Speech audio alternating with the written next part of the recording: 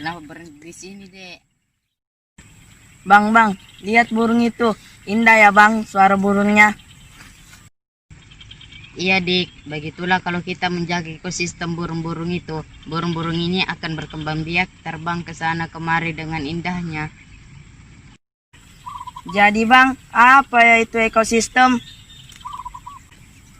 Itu ada Pak Guru. Kita tanya Pak Guru aja yuk. Oke.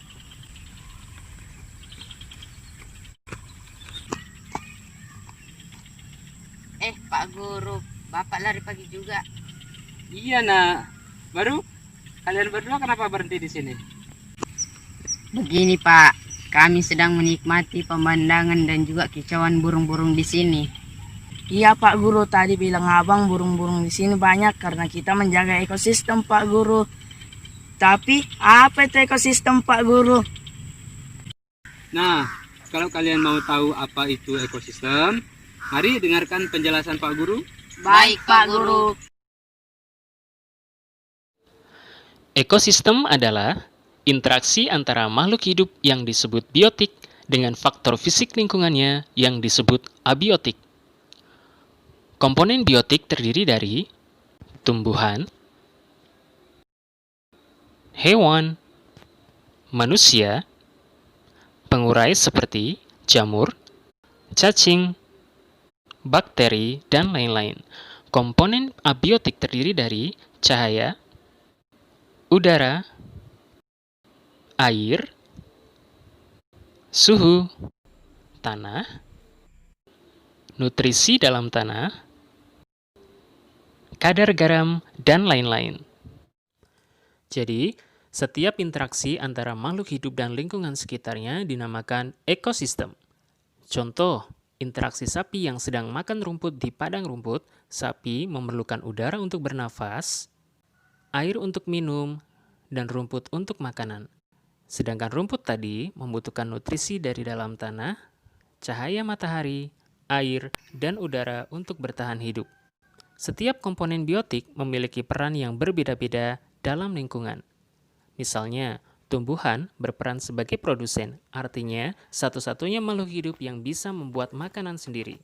Dengan menyerap air dan nutrisi dari dalam tanah, bergabung dengan karbon dioksida di daun dengan bantuan sinar matahari, menghasilkan gula dan oksigen, sehingga tumbuhan menjadi sumber makanan bagi hewan dan sumber makanan bagi manusia. Manusia dan hewan yang memakan tumbuhan tadi disebut konsumen. Konsumen ini terbagi-bagi menjadi konsumen tingkat 1, 2, 3, dan 4. Konsumen tingkat 1 ditempati oleh hewan-hewan pemakan tumbuhan seperti sapi, kambing, kelinci, dan belalang. Hewan-hewan pemakan tumbuhan ini disebut herbivora. Konsumen tingkat 2 dan seterusnya diisi oleh hewan-hewan pemakan hewan lain.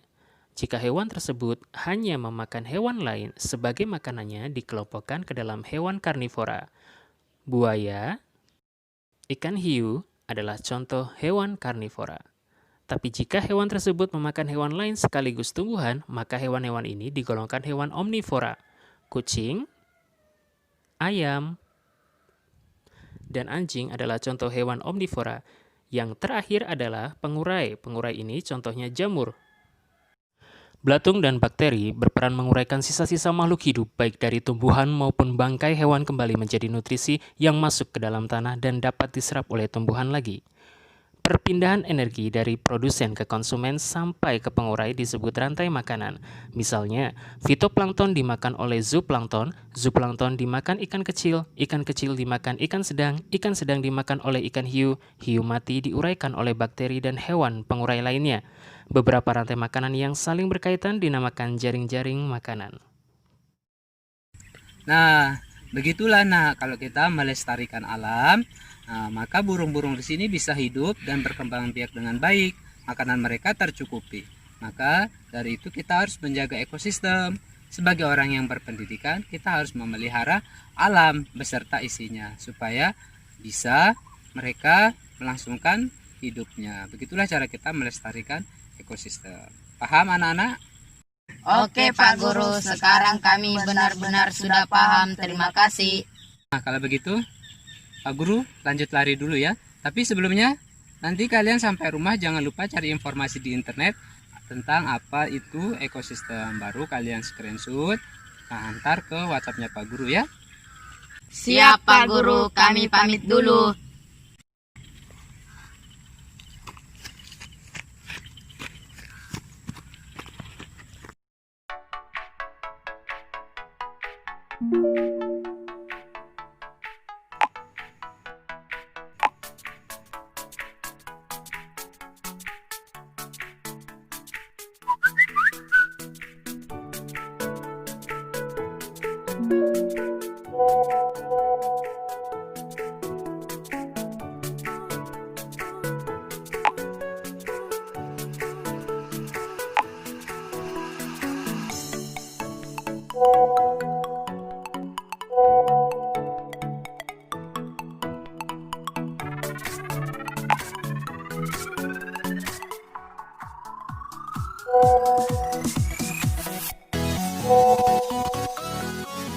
Berita yang dikirim oleh kakak adalah contoh teks non-fiksi. Teks non-fiksi bersifat fakta dan kenyataan. Pokok pikiran adalah ide utama dari sebuah paragraf. Cara menemukan pokok pikiran pada non-fiksi adalah sebagai berikut. Yang pertama, menandai kalimat awal, akhir, atau kalimat awal dan kalimat akhir paragraf. Yang kedua, menandai pikiran pokok yang terdapat di awal, akhir, atau kalimat awal dan akhir pada paragraf. Pokok pikiran terdapat dalam kalimat yang paling umum dan biasanya dijelaskan dengan kalimat lain sebagai uraian dari pokok pikiran.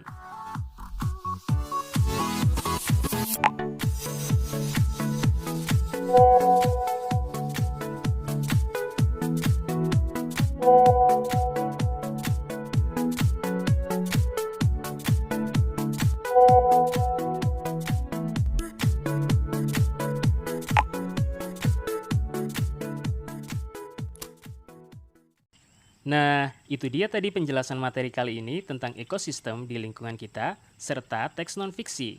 Tahu tidak adik-adik, bahwa ternyata ada ayat di dalam Al-Quran yang berkaitan dengan ekosistem loh.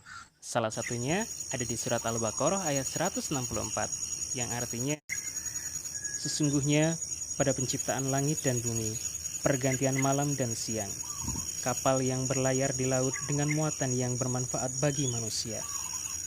Apa yang diturunkan Allah dari langit berupa air, lalu dengan itu dihidupkannya bumi setelah mati, kering. Dan dia tebarkan di dalamnya bermacam-macam binatang, dan perkisaran angin dan awan yang dikendalikan antara langit dan bumi. Semua itu sungguh merupakan tanda-tanda kebesaran Allah bagi orang-orang yang mengerti.